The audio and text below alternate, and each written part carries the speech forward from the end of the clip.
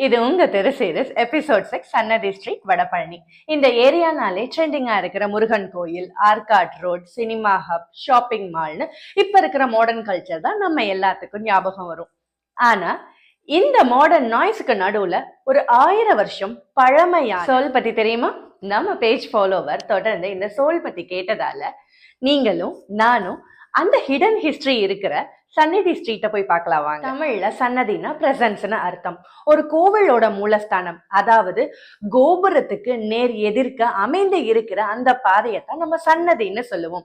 அங்க தெரு அமைச்சதால சன்னதி தெருன்னு வர்றதுக்கான காரணம். அந்த தெரு உருவானதுக்கு வேங்கேஸ்வரர் தாங்க காரணமே. இந்த கோயிலுக்கு ஏன் வேங்கேஸ்வரர்னு பேர் வந்தது? தமிழ்ல வேங்கைனா டைகர்னு அர்த்தம்.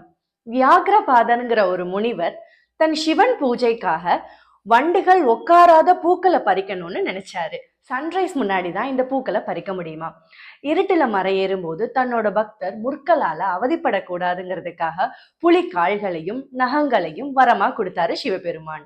புலிக்கால் கொண்ட முனி வழிபட்ட ஈஸ்வரன் தான் நம்ம வெங்கேஸ்வரர்.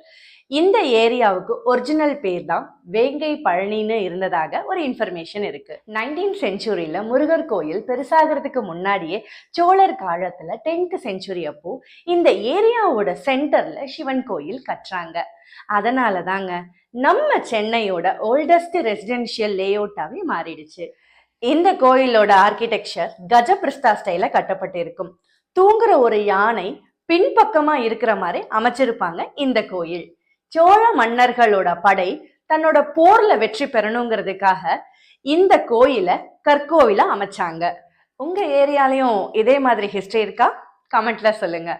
இதே மாதிரி உங்க தெரு வரலாறை தெரிஞ்சுக்க நம்ம சேனலான தெரு சீரிஸை இன்ஸ்டாகிராம்லையும் யூடியூப்லையும் ஃபாலோ பண்ணுங்க. வணக்கம்.